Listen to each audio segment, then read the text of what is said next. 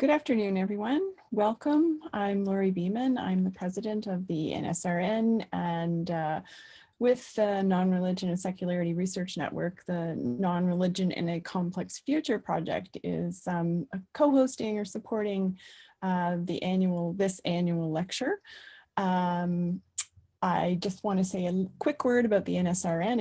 It's a research network, loosely formed in some ways, but made up of people who are interested in non-religion, unbelief, and as we know, all kinds of definitional and terminological variations on this. But the idea is that we're all interested in similar subject matter.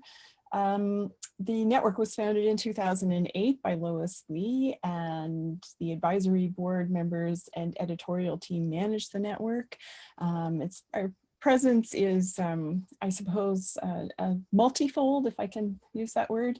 And we have an email mailing list, a website, a blog, a journal entitled Secularism and Non-Religion, and an affiliated book series entitled Religion and Its Others, and Studies in Religion, Non-Religion, and Secularity. I want to mention too, the NSRN 2021 conference. We have a conference every other year, and 2021 is our next year. We're holding that also in conjunction with the Non-Religion in a Complex Future team and at the team meeting as well.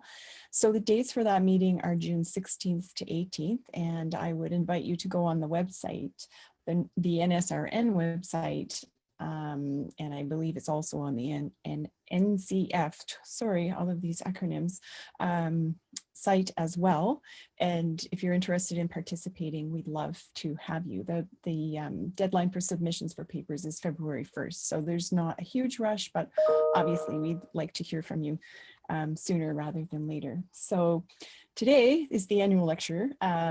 It's the first time we've done it online. Obviously, everybody is turning to this new way of doing things. One of the benefits of the online is that I think we can reach more people. It makes it a little bit more democratic in terms of attendance and who can attend. So that is delightful. And we're all still kind of, I think, practicing a little bit our Zoom skills and trying to figure out how to make the best connection with each other remotely. But bear with us as we do this. The lecture is intended to highlight innovative and cutting edge research on non-religion unbelief.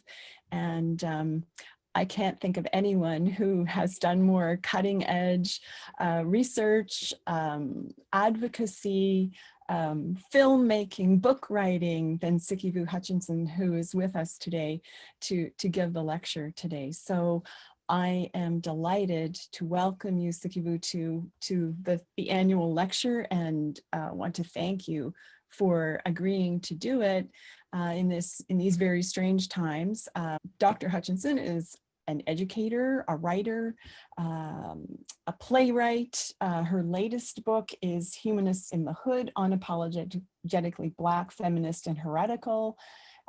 She was the recipient of the 2020 Harvard Humanist of the Year Award, and she received her doctorate from NYU. So without further ado, because we do have only a brief time together, I would like to turn the floor, so to speak, over to Dr. Hutchinson. And please, Dr. Hutchinson, the floor is yours.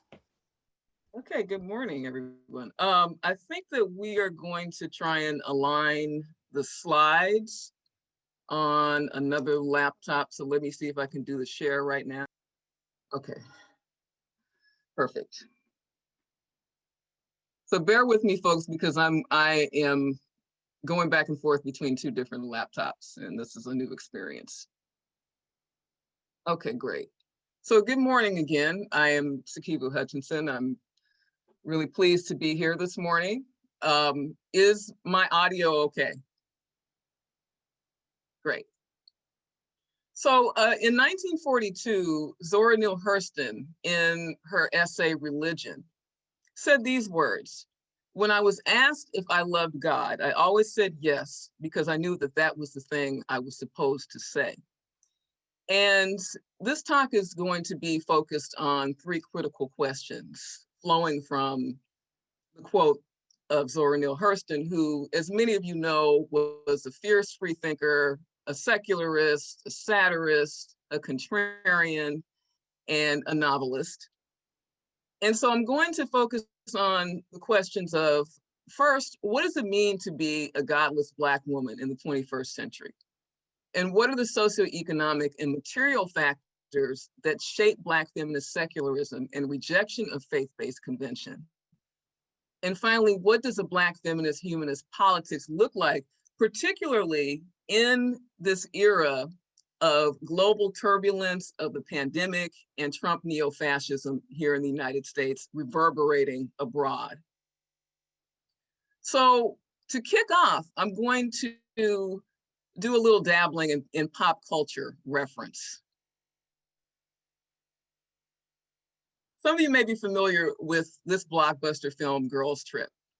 And after a barnstorming night of raunchy revelry, the four Black women protagonists in the 2017 Hollywood comedy cap off their adventures with a group shout out to Jesus in their hotel room. Kneeling down in prayer, they thank Jesus and trot out their blessings. And the scene is presumably intended as an antidote and winking mea culpa for the scandalous, no-holds-barred behavior the women indulged in moments before, which included peeing in the French Quarter and getting smashed out of their minds. Girls Trip raked in over 50 million at the box office, and it was hailed as this breakthrough. It was the first Black women's film to shatter the glass ceiling of white male dominance in comedy. Yet in a movie that aspires to bust stereotypes and upend Black respectability politics, the prayer scene, in my mind, is a clunky reminder of how faith is used as shorthand for the, quote, Black female experience. While Girls Trip superficially challenges certain conventions of heterosexual gender politics, its faith-based respectability politics are a not so subtle caveat to Black women that failing to give props to God is unacceptable when it comes to expressions of Black female identity. And so Elizabeth Higginbotham first coined the term the politics of respectability in reference to confining social mores and cultural conventions that were imposed on the Black masses, often by middle-class African Americans. Higginbotham argued that the politics of respectability, quote, disavowed in often repressive ways much of the expressive culture of the folk. Here, respectability domesticates or sanitizes Black expressivity in service to bourgeois class norms that would ostensibly make Blacks more palatable to mainstream white America. Over the past decade, respectability politics have frequently been cited by writers, activists, and artists as an insidious influence on Black folk vis-a-vis higher education, politics, state violence, and popular culture.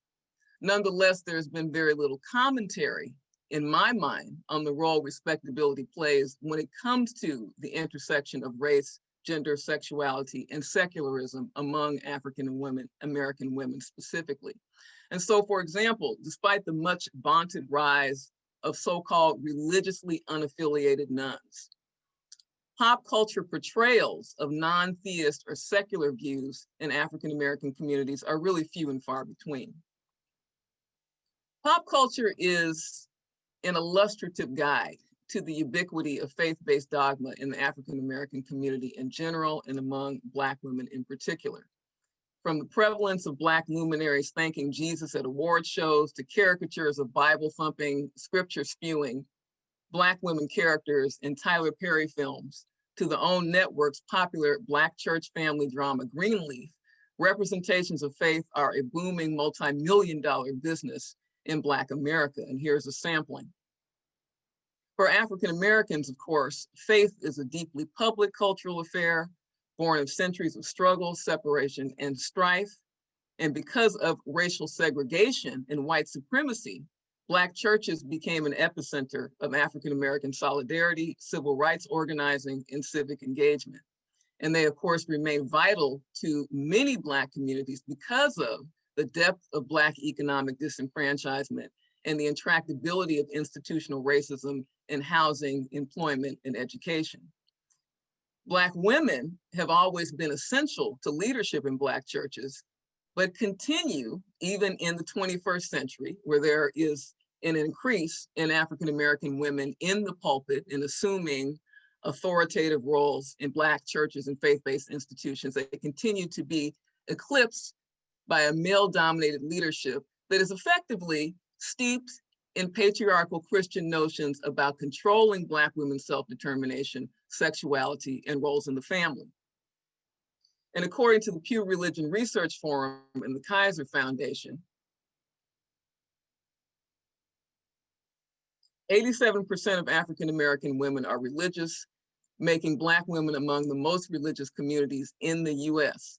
And as the Kaiser Foundation survey notes, and this was conducted about 8 years ago, in times of turmoil, quote, about 87% of Black women, much more than any other group, say they turn to their faith to get through.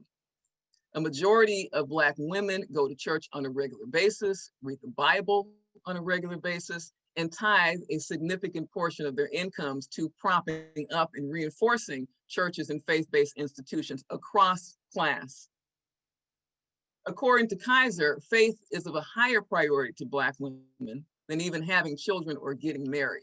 It is the glue, effectively, that holds the lives of many Black women together, often substituting for more traditional therapeutic approaches practiced by the Western medical establishment.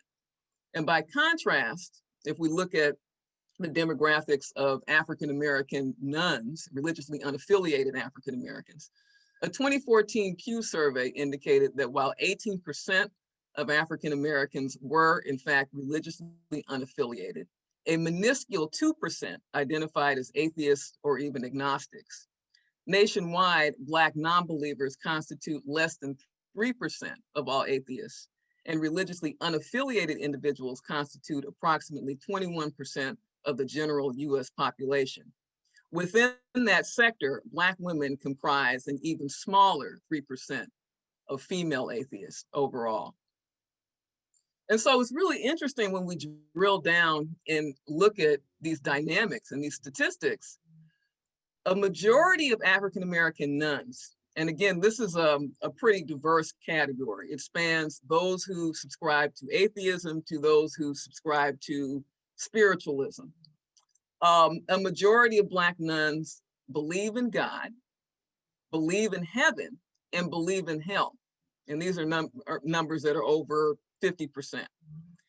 Not surprisingly, more African-American men than women identified as religiously unaffiliated. And of course, I'm going to deconstruct why that is throughout this talk, that there is this big gender schism and divide when it comes to subscribing to non-belief or agnosticism or skepticism or the broad category of secularism.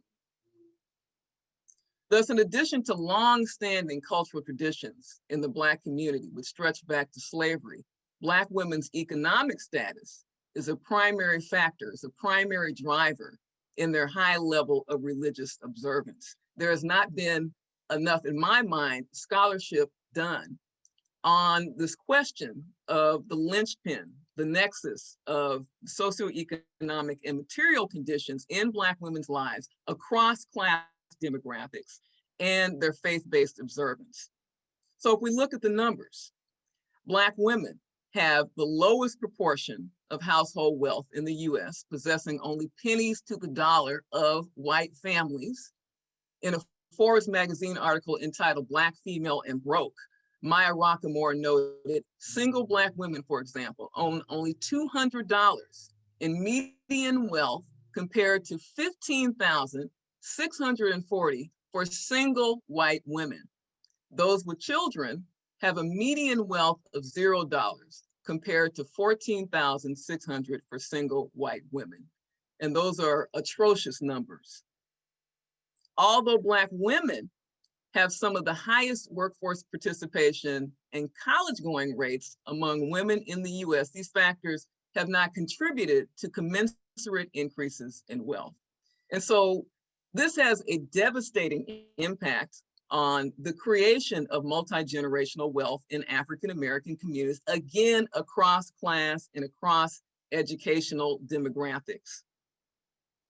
So for example, according to a 2017 study by the Samuel Du Bois Cook Center, single white women without a degree have $3,000 more in wealth than single Black women with a degree. Again, astounding. It's something that in my mind terminally disrupts the idea of American exceptionalism and the so-called benefits of global capitalism to African-American and BIPOC communities. Single white women with bachelor's degrees have 7 times the wealth of single Black women with bachelor degrees. And so on every demographic indicator, Black women fare significantly worse than white women in wealth accumulation. And of course, this reverberates across African-American communities where there may be a high number of Black women who are heading single parent households. Age, educational level, and marital status did not equalize their access to wealth relative to white women. And wealth accumulation in the US is strongly influenced by residential and housing patterns. The bedrock of Black wealth, and arguably the bedrock of American wealth across race and ethnic divides, is home equity. And so because Black women of all classes live in disproportionately segregated communities with depressed home values, high levels of poverty and transience, they have less access, again, to home equity that constitutes the primary source of American wealth.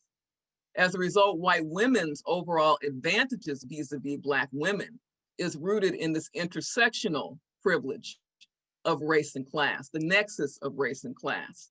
White women have historically, again, if we're going to unpack the networks of familial wealth generation, that they have the advantage of intergenerational transfers, like financing a college education or providing help with the down payment on a house or other gifts of seed asset accumulation. So consequently, these gaping wealth and income disparities between Black women and white women play a key role in shaping high levels of religious observance among Black women.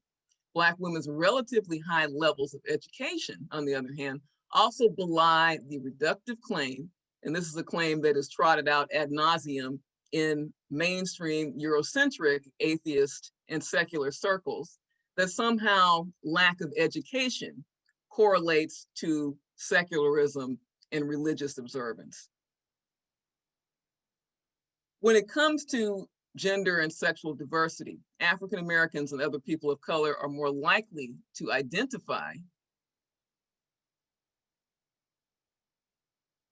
get this slide, here we go, are more likely to identify as lesbian, gay, or bisexual than are whites, according to the Pew survey. LGBTQI African Americans have higher levels of religious observance than white LGBTQ folks. And this seemingly counterintuitive pattern may be due to the foundational support provided by non-traditional or non-denominational churches to queer Black folks. And this is despite the fact that LGBTQI folks of African descent continue to report in a number of these surveys that there are still transphobic and homophobic sentiments that they experience in their church communities. So attention to the material and socioeconomic conditions of straight, queer, and trans Black women's lives rarely inform mainstream considerations about their receptiveness or lack thereof to non-theism, secularism, and humanism. In a highly religious, cultural, and national context, the barriers to embracing an explicitly non-religious and non-spiritual ethos are especially challenging for Black women. As a not so irreverent Girls Trip protagonist attests, being perceived as this good soldier for Jesus is practically a prerequisite for establishing authentic, straight, Black heteronormative femininity. Again, the relative absence of Black women secularists in mainstream media, art, and politics contributes to this vacuum in real life representations. Black female faith in God becomes a self-fulfilling prophecy as art imitates, life imitates art. Questions about gender, sexuality, family, heterosexual relationships, motherhood, home, and work are invariably filtered through a faith-based, spiritual, or religious lens. Even portrayals that highlight the pitfalls of organized religion still promote certitude about and belief in God as an essential redeeming life force. And these narratives, the flaws of organized religion and the Black church, are implicitly contrasted with having unmediated access to God's benevolent and affirming influence, as signified by the increasingly popular declaration that one is spiritual and not religious. And so while spiritualism may be a refuge for Black women recovering from organized religion, religious melodramas remain hugely popular with Black audiences. Inspired by Tyler Perry and T.D. Jakes' successful line of faith-based heteronormative morality tale films, a cottage industry of independently produced straight-to-DVD Black Christian films has sprung up over the past decade, often featuring straight, quote-unquote, fallen Black women protagonists grappling with a moral crisis ranging from sexual abuse, alcoholism, to adultery, which puts them on the inevitable road to redemption through God. This popular subgenre has heavy rotation on Netflix and Amazon. And the bustling market of urban Christian films, in a genre that has itself proven to be globally profitable, underscores how problematic the climate is for Black films that have an explicitly secular message or theme. And so pushing back against these narratives, I shot a film version of my 2015 novel, White Knight's Black Paradise, which features perhaps the first narrative film portrayal of a Black atheist lesbian protagonist, and really foregrounds the complexity of secular belief amongst a cadre of multi-generational African-American women who were involved in the People's Temple Church movement from its inception in the 1950s to its demise in Jonestown, Guyana in 1978. The People's Temple Church was a predominantly African-American, politically progressive to radical church that was founded by the white pastor, the Reverend Jim Jones. And the book, the film, and also the play chronicles the events that led up to the temple's demise in 1978 and pushes back against respectability within the church hierarchy. In fact, this challenge to respectability is really a recurring theme in the development of the identities, politics, and relationships of the film's multiracial to predominantly African-American characters across sexuality. Ultimately, respectability politics in service to white supremacy was one of the factors that prevented the People's Temple Church, dominated by a white hierarchy and a white leader, from being a genuine site of revolutionary struggle and change. The white leadership largely excluded the Black female rank and file who sustained the temple in Jonestown, a la so many other African-American churches across history where Black women were tithing to the nth degree in order to prop up a church hierarchy that was oppressive, that was abusive, and predatory. And so in this regard, People's Temple was a microcosm of the fractious racial politics of the second wave women's movement, as well as a brand of secular feminism that quietly looked askance at traditional religious institutions. While white women had greater luxury to be openly scornful of organized religion and false prophets within the structure of the People's Temple and other multiracial, quote unquote, progressive to liberal churches, Black women risked social ostracism and policing about their morals. As a moral ideal and universal paradigm for Western femininity, white women have always been the standard by which Black women are judged and devalued. White women's relative position of power and privilege under slavery informed first wave feminist battles over suffrage. And here are a couple of pictures from the suffrage movement that really highlight the degree to which white women were rallying around this idea of white civilized purity, white femininity as the font of white supremacy, and excluding African-American women organizers on these bases. White women's position of power and privilege, again, under slavery, informed this first wave feminist ideology. And it really informed also the articulation of the cult of true womanhood. And the cult of true womanhood was designed to prop up these Eurocentric conventions of motherhood and home and domesticity as white women being constructed as the exemplars of those principles and values. And so in her 1851 Akron Convention speech, Ain't I a Woman?, Sojourner Truth was perhaps one of the first to really underscore the intersectional nature of Black women's struggle for self-determination and challenge the cult of true womanhood's Eurocentric gender conventions. And I also want to note that Maria Stewart, the abolitionist African-American forerunning feminist, was also a challenger of this nascent cult of true womanhood ideology. But Truth's powerful testimony on Black women's roles as strong laborers who never had the privilege of, quote, being carried over ditches, foregrounded the way white supremacy established a hierarchy of femininity. The construction of Black women as servile, hypersexual, asexual, or hypersexual to asexual beasts of burden legitimized the narrative of white feminine purity and laid the foundation for the cult of true womanhood. Because Black women, due to their quote unquote bestial nature, could never be pure and chaste. They could never be authentically female nor virtuous like white women or Miss Anne. The term Miss Anne is an African-American coinage. It's actually a precursor to the term Karen that Gen Z folk may be familiar with, but it's a very specific regional coinage that refers to the iconic plantation mistress who was just as culpable in the perpetuation of white terrorist violence as her husbands, fathers, and brothers. Commenting on the normalization of sexual violence against Black women in the 2006 documentary, No, the Rape Documentary by Aisha Shahida Simmons, activist Elaine Brown noted acidly that, quote, white women have always been Miss Anne and we have never been Miss Anne.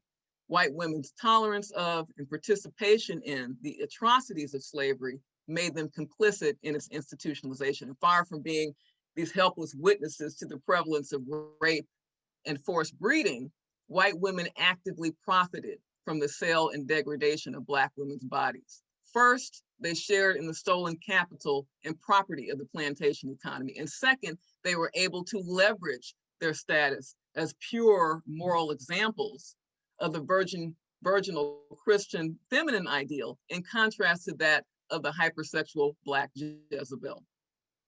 And they were able to do so and thus maintain their wealth, privilege, and protections from the debased, dehumanized, policed Black other. So free and enslaved Black women critique this paradox, noting the way in which white women relied on and benefited from religious justification for their exalted position as the feminine ideal. In Harriet Wilson's book, Our Nig, she excoriates the cruel northern plantation mistress who ruled the household with an iron fist, noting the way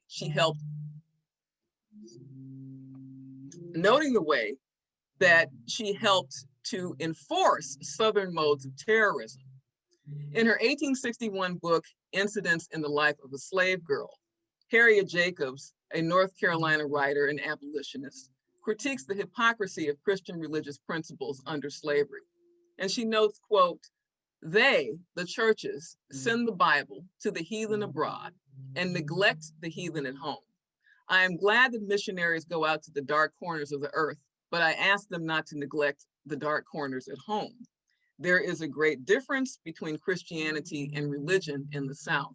If a man goes to the communion table and pays money into the treasury of the church, no matter if it be the price of blood, he is called religious. If a pastor has offspring by a woman not his wife, it dismisses him if she's a white woman, but if she is colored, it does not hinder his continuing to be a good shepherd. And so noting the paradox that really anchors the white family within the plantocracy. Noting that her mistress, a Christian who went to church every Sunday could sit in her, and this is a direct quote, could sit in her chair and see a woman whipped until the blood trickled from every lash. Jacobs highlights the double standards antebellum slave society maintains when it comes to white feminine virtue. Like abolitionist Maria Stewart and Frederick Douglass before her, Jacobs trenchantly challenged the contradictions of a, quote, democratic Christian slave nation based on theft and dehumanization. And yet, despite these crucibles, she was not compelled to reject organized religion or God and embrace secularism as an alternative belief system. While white women secularists can maintain their status as, quote, feminine women, Black women, regardless of religious identification, are always associated with the amoral hypersexuality that has become shorthand for heathenism. As Bell Hooks argues, quote, we have always known that the socially constructed image of innocent white womanhood relies on the continued production of the racist, sexist myth that Black women are not innocent and never can be. We are always coded as fallen women, as Jezebels in the racist cultural iconography. And this coding stands in contrast to that experience by white secular women. And so one example of a prominent forerunning white secular activist was Ernestine Rose, who was a Polish-born Jewish immigrant. Even though Rose championed abolitionism and championed universal suffrage, her status as a middle-class, respectable, married female advocate who had connections to Western European non-believers gave her social and political cachet denied women of color across the religious spectrum. Within the context of slavery, the bar of respectability for Ernestine Rose, a white woman who had the luxury to travel internationally and domestically lecturing on secularism and abolition, was far different than the bar of respectability for free and enslaved Black women. And although she was reviled by white conservative religious establishment figures as a whore heathen, in fact, one of the smears that was thrown at Ernestine Rose when she did a speaking tour was that she was 1,000 times worse than a prostitute because she was an out-identified atheist. Nonetheless, Rose was protected by her class position as an educated white woman and public figure who, for all of her heresy, was not a hypersexual Black Jezebel. And so centuries later, this regime of respectability whereby Black women have been branded as other, branded as subhuman, branded as hypersexual, and the antithesis to pure white moral femininity continues to shape Black women's relationship to religion on the one hand and non-belief on the other.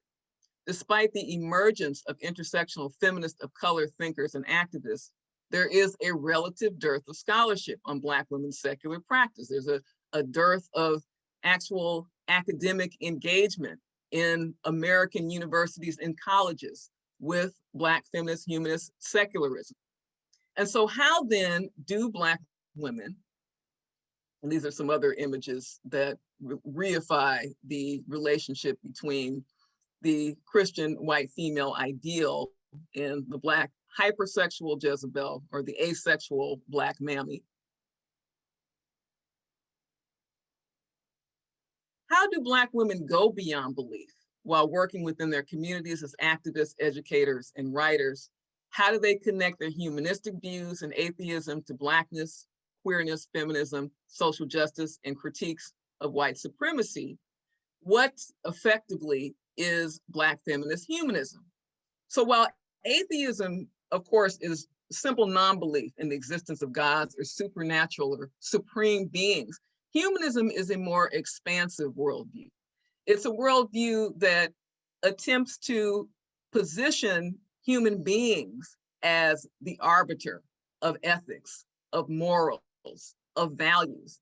African-American humanism flows from that tradition, but it also emerges from the tradition of Black revolutionary resistance to white supremacy, to empire, to colonialism, and to enslavement, not just in the antebellum period, but here in the 21st century, as we are in conditions of new Jim Crow with deeper disenfranchisement of African Americans in urban and rural communities. And so specifically African American humanism, again, it emerges from this resistance tradition. It emerges from a human rights and civil rights ethos. It actively challenges and unpacks the relationship between global capitalism and white supremacist power, control, and authority over Black bodies and Black communities.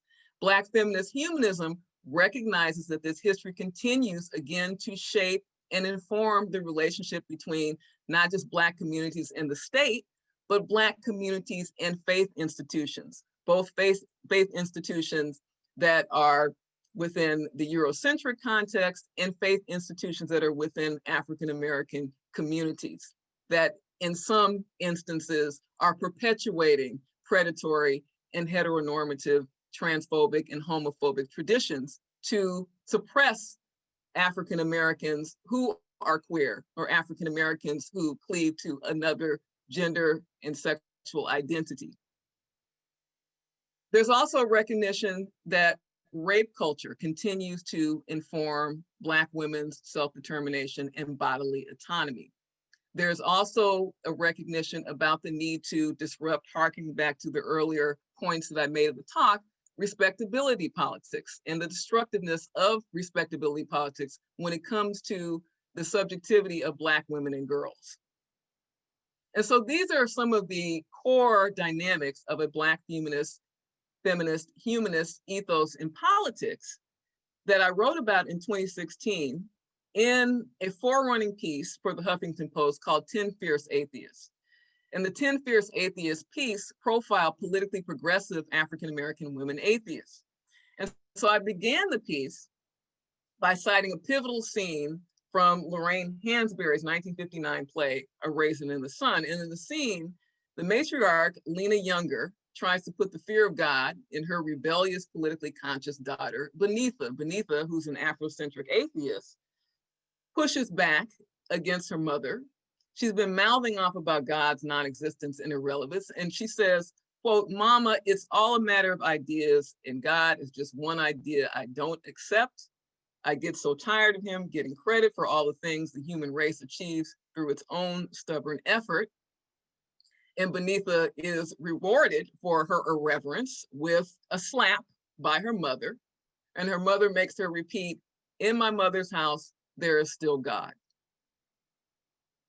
The 10 fierce atheists that I highlighted in the article are all African-American women atheists, organizers, and educators who are openly identified, unapologetically so. Liz Ross, who is from Black Skeptics Los Angeles, Ayanna Williford, who is from an organization called Secular Sisters, Deanna Adams, who's been involved in Houston-based organizing on secularism, humanism, and atheism, Jimmy Lafuli, who's also with Secular Sisters, Lori James, who is an activist from Texas, Diane Burkholder, who is an activist from Kansas City, Bria Crutchfield, who I'll talk about in a second, is with the Black Nonbelievers. Debbie Goddard is a national speaker and organizer, now with American Atheists. My friend and colleague, Mandisa Thomas, who is with the Black Nonbelievers. And Sharon Paget, who is also affiliated with Black Nonbelievers and is an Atlanta-based queer and disability activist and radio talk show host.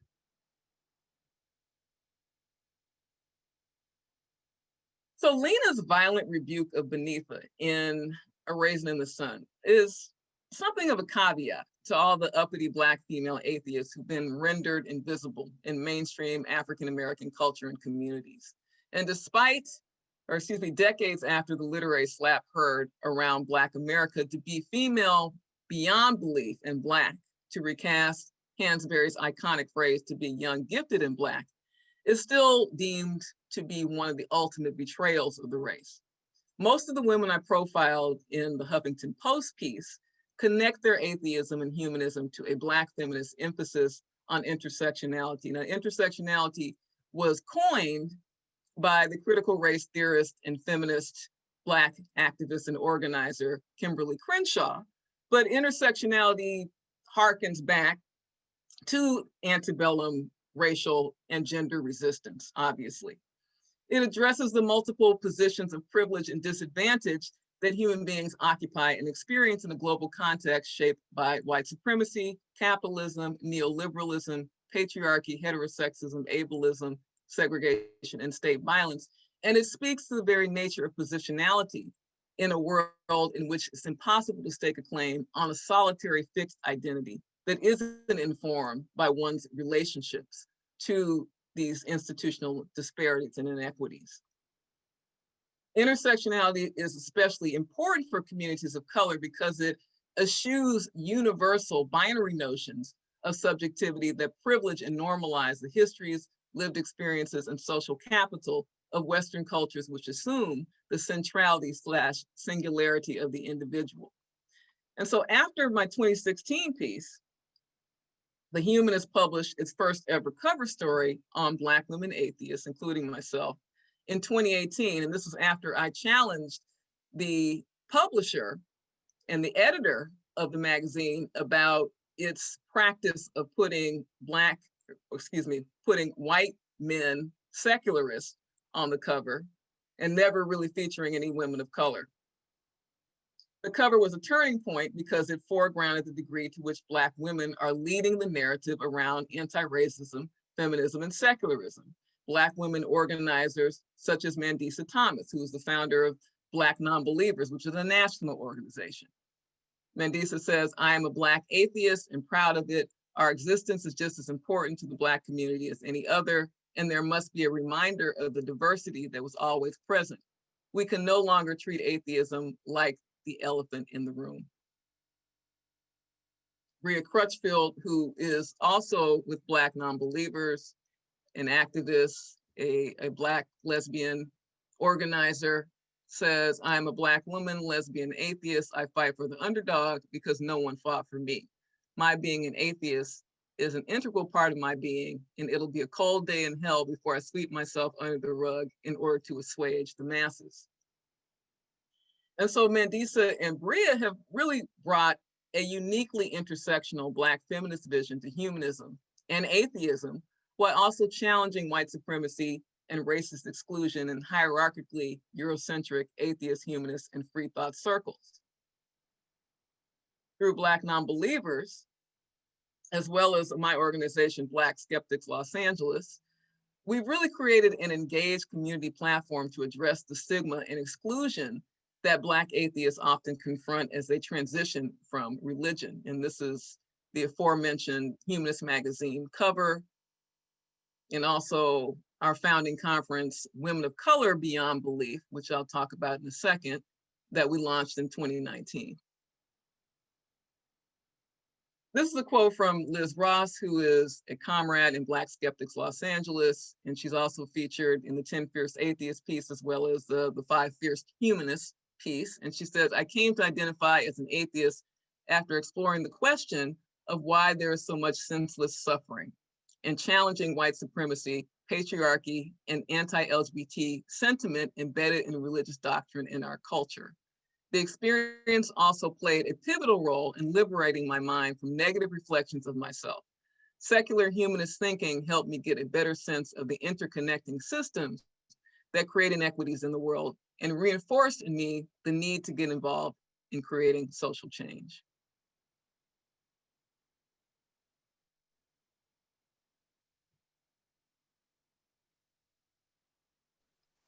So the magazine was the impetus for the launch of the conference in 2019. And the conference featured an array of secular women of color activists from all over the world. It was sponsored by Black Nonbelievers and Black Skeptics. It focused on such topics as sexual violence and domestic abuse, mass incarceration, youth leadership, and disability rights. Women of color from all generations and walks of life attended, over 100 attendees. We featured ex-Muslim feminist Sadiya Hamid. She spoke about women's rights and visibility for persecuted ex-Muslim women who face misogynist violence, harassment, and community ostracism because of their apostasy. The queer disability rights activist Sharon, who was one of the original 10 Fierce Atheists, talked about ableist discrimination in religious and secular communities. vis-a-vis bodily autonomy. And domestic violence prevention activist Marquita Tucker talked about Black Christian community traditions and the ways in which they reinforce domestic violence, and then called for secular humanist alternatives to faith-based violence intervention programs. It's important to underscore that the majority of secular conferences do not have an intersectional political or cultural focus that's relevant to the lived experiences of women of color living in segregated communities that are disproportionately religious. And this is especially true when it comes to the insidious impact of state violence on over-policed and under-resourced Black communities. And this has become even more pernicious under COVID. Commenting on the intersectional nature of her resistance work around state violence, Black Lives Matter activist and atheist Janetta Elzie notes that, quote, Blackness is not just Black straight men. There are gay men in this movement doing amazing work. There are queer folks. There are trans folks. There are atheist Black people. I am not religious at all, and I'm still doing this work in the name of love and in the name of loving Black people. And so, as Elzie implies, doing this work has traditionally been framed as emanating from faith and as beholden to the social gospel of liberation steeped in charismatic masculinity. An emphasis on charismatic masculinity is unfortunately, and there's some more images from women of color beyond belief. This emphasis on charismatic masculinity is also unfortunately prevalent in traditions of Black humanist scholarship and social thought. So while the intellectualism of Black male humanists / free thought activists and writers like Frederick Douglass and W.E.B. Du Bois, Langston Hughes, A. Philip Randolph, and Hubert Harrison has been well documented, the contributions of Black women secular writers are really less celebrated. And so to that end, in my first book, Moral Combat, Black Atheists, Gender Politics, and the Values Wars, I really wanted to focus quite strategically on the interventions of Black secular women like Nella Larson. Nella Larson's landmark feminist 1928 novel, Quicksand, was really the first to feature an openly skeptic African-American female protagonist. In his biography, In Search of Nella Larson, George Hutchinson examines Larson's lack of religion and her robust disdain for the stifling religiosity that she encountered in the African-American community. With its withering portrayal of evangelical idolatry, Quicksand was viewed as, quote, somewhat in the nature of an indictment, and these are Hutchinson's words, of the Black ministry. Specifically, Larson's experiences with Black Christian conservatism at Tuskegee University were evoked in the novel. And her protagonist, Helga Crane, renounces the, quote, white man's God and blasts religion's destructive impact on poor Black people. For Helga, religious devotion, quote, blunted the perceptions, robbed life of its crudest truths, and especially had its uses for the poor, for the Blacks. And this was what ailed the whole Negro race in America, this fatuous belief in the white man's God, this childlike trust in full compensation for all woes and privations in kingdom come. How the white man's God must laugh at the great joke he played on them, bound them to slavery, then to poverty and insult, and made them bear it. And it was really important to foreground the class critique that Helga Crane, within the context of Nella Larson's novel Quicksand, was making. Zora Neale Hurston similarly chronicled the evolution of her skepticism in the 1942 essay that I mentioned at the outset of this talk, Religion. Hurston said that as early as she can remember that she was questing and seeking. She was the daughter of a preacher. And again, hearkening back to the earlier quote, talks about how when she was asked if she loved God, that she basically gave her imprimatur to faith-based belief, but then said that she did not pray. She didn't accept the means at her disposal for working out, or she accepted the means at her disposal for working out her destiny, but said that it seems to me that I've been given a mind and willpower for that very purpose. Yet as a freethinker and skeptic, Hurston nonetheless grasped, and this is an important nuance, the seductions of God for Black people in a nation where their humanity was still violently contested, in a context where Black women are routinely brutalized by state violence, routinely over-incarcerated, routinely denied equitable access to jobs, healthcare, housing, and education. In this context, God and Jesus have become even greater bulwarks in many respects for poor Black communities.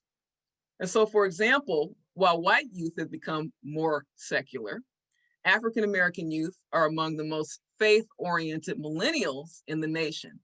Black youth comprise 20% of the Black church-going population, and although young African-Americans, by and large, are more likely to identify as religiously unaffiliated nuns, they do not show the same dramatic downward trend as that of non-Black populations of youth.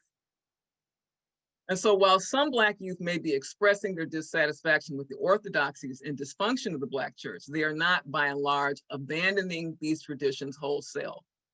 This has a lot to do with the role of the Black church, again, despite its patriarchy, despite its sexism, despite its homophobia, despite its transphobia and respectability politics, the seminal role that Black churches play in segregated African-American communities in the absence of other institutions of social welfare support.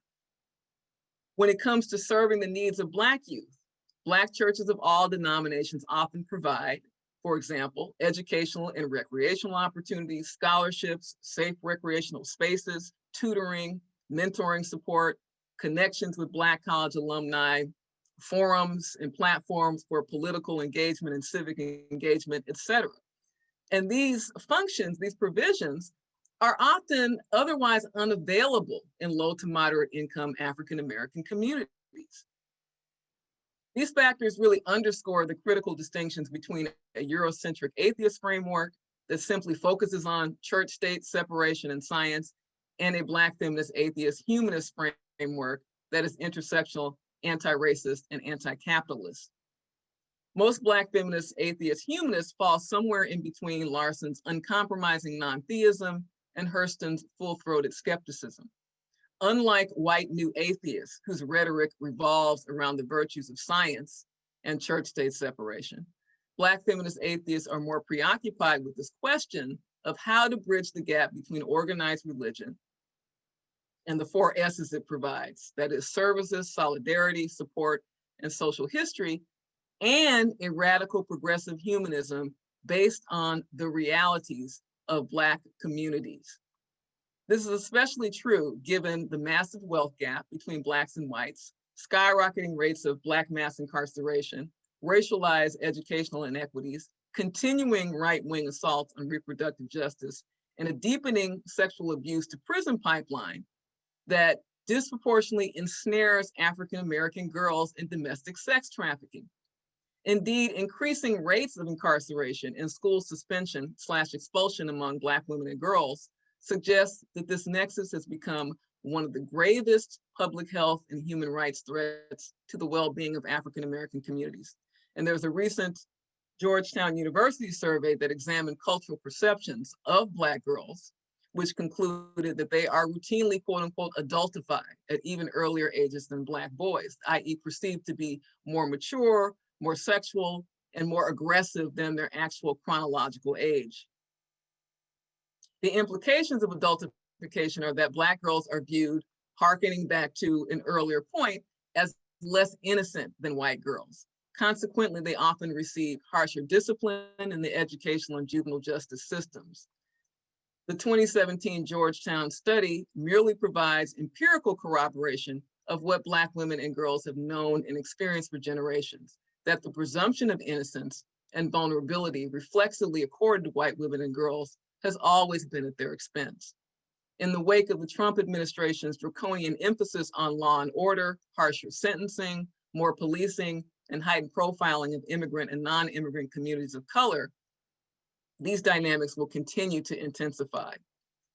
And these crackdowns have had particularly insidious implications for cis, queer, and trans Black women and girls who tend to be marginalized when it comes to civil rights and progressive mobilization around policing and mass incarceration, as well as educational justice, and in contemporary social movements like #MeToo. So the challenge for Black feminist, atheist humanists is not only disrupting binaries of gender, race, and sexuality, but creating viable alternatives to supernaturalism and faith institutions under new Jim Crow conditions. Flouting faith-based heteronormative respectability, Black feminist, atheist, humanist politics is a radical rebuke to the neo-fascism of the Trump era. But as always, the intertwined legacies of white supremacy, global capitalism, and patriarchal Christian morality are the greatest hindrances to self-determination for Black women non-believers in a context where God and faith are still closely identified with Black women's political agency. Thank you.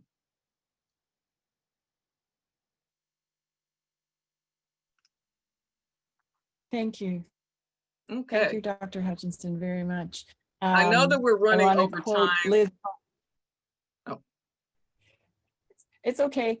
I just wanted to quote Liz Ross back to you. I really appreciate your identifying and articulating interconnecting systems that create inequities in the world so beautifully, so clearly, and also your articulation of power relations, which I think is key to changing things. Naming them is important. I had asked Paul Bramadat, who is a professor at the University of Victoria and also the director of the Center for Studies in Religion and Society, to make a few comments about your talk. We are running a little bit short on time, but Paul has agreed to make a few comments, and I think what we'll do then is invite questions, perhaps even directly to you through your website and Twitter and so on. But Paul, over to you for a few comments. Sure. Thanks very much, Ibuku. That was a really tremendously rich presentation. I feel like I can't possibly approximate how well you did that. Thank you, though. I'll keep my comments very brief. One of the comments really has to do with your own experience of coming into yourself as a Black non-religious woman, kind of wondering when in your own life you came to feel that you couldn't accept the scripts that were laid out for you. And it's partly a function of my sense that so many of us spend our careers posing the question, why aren't more people like us? You know, I'm a perfectly sensible person. Why aren't more people like me and my friends? And I kind of wonder when you got the sense that you couldn't really be part of the dominant narrative. I was so interested in this question of why more people weren't like me that I did a research. I'm from a mixed race family. My father was Indo-Trinidadian.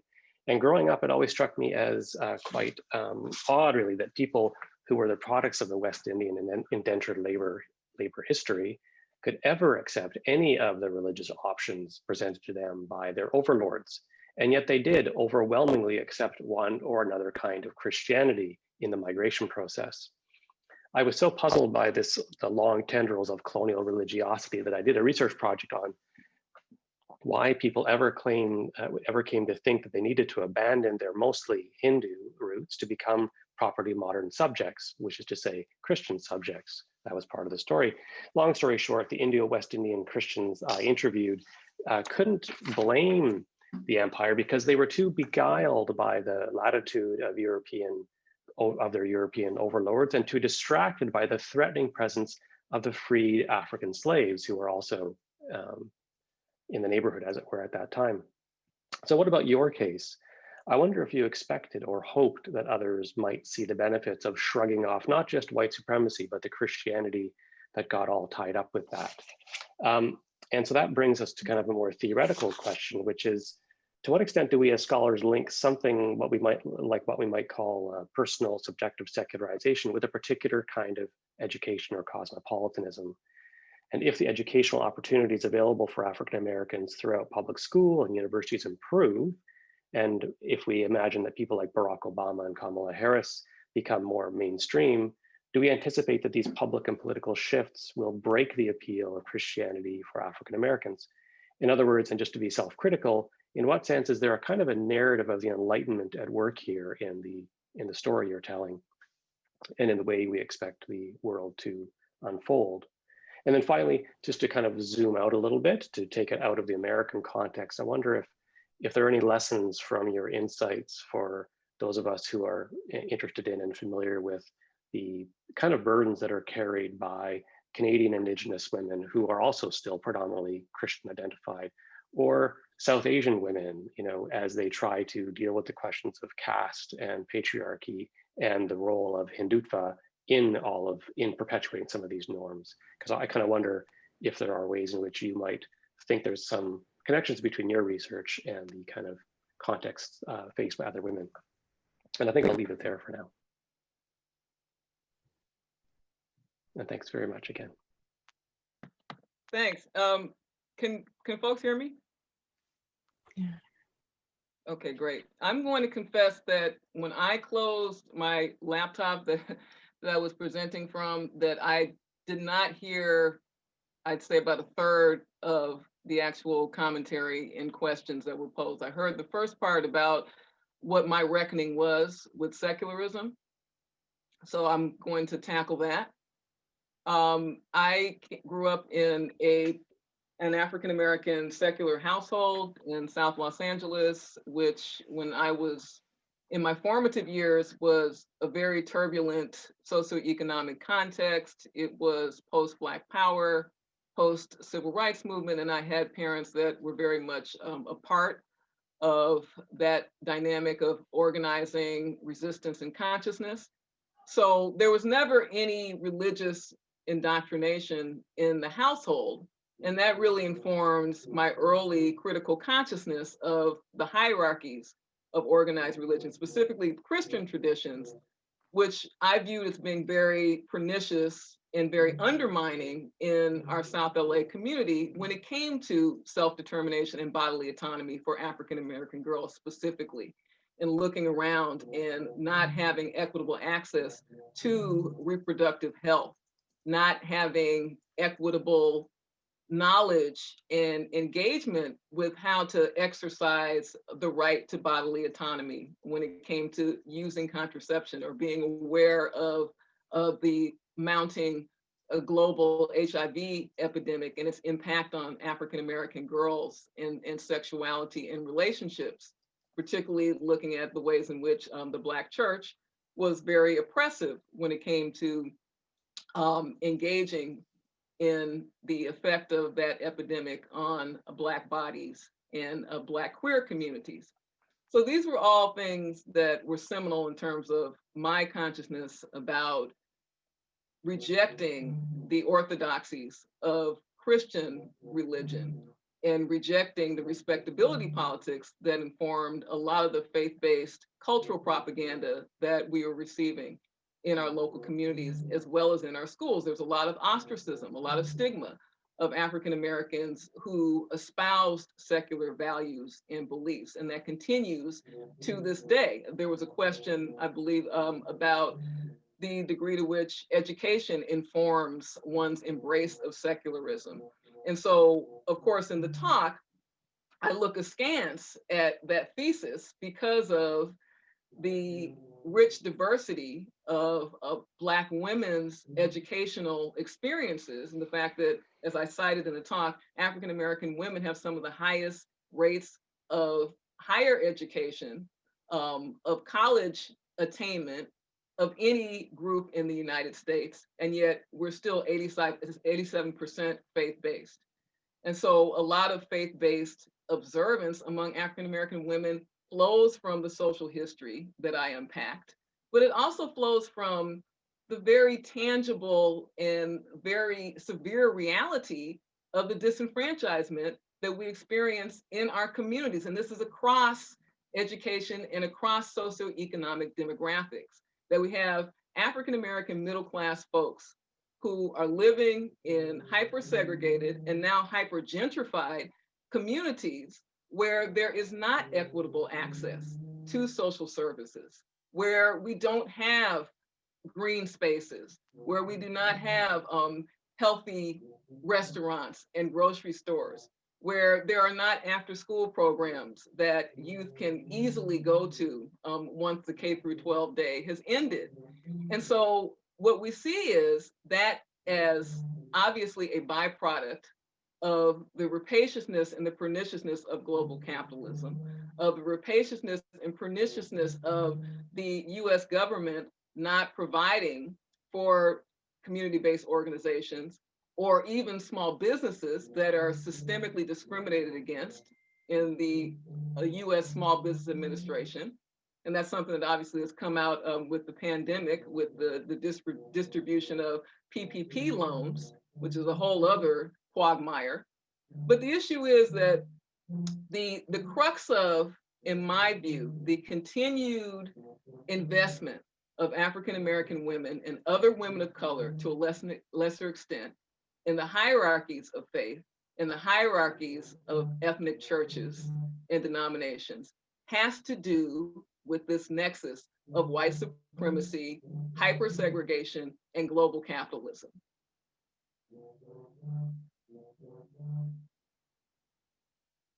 Thank you. Vanessa, I'll just say thank you one more time, Sikivu, again. You've packed a lot into a very short time, and I wish we had another 2 or 3 hours to just spend together to especially have questions. Vanessa, over to you. Yeah, I just want to say one final thank you to Rory for organizing this, to Paul for your comments, and most importantly to Sikivu for your brilliant lecture. Unfortunately, we didn't have time for any questions, but feel free to contact Sikivu on her website, through her social media. She's on Twitter, Instagram, and email me if you would like to kind of discuss this further in terms of the NSRN and the NCF project, which is also kind of co-hosting this lecture, because these are conversations that will and should kind of continue outside of this format. So thank you to all of you for attending, and let's release you to your days. Thanks, everyone.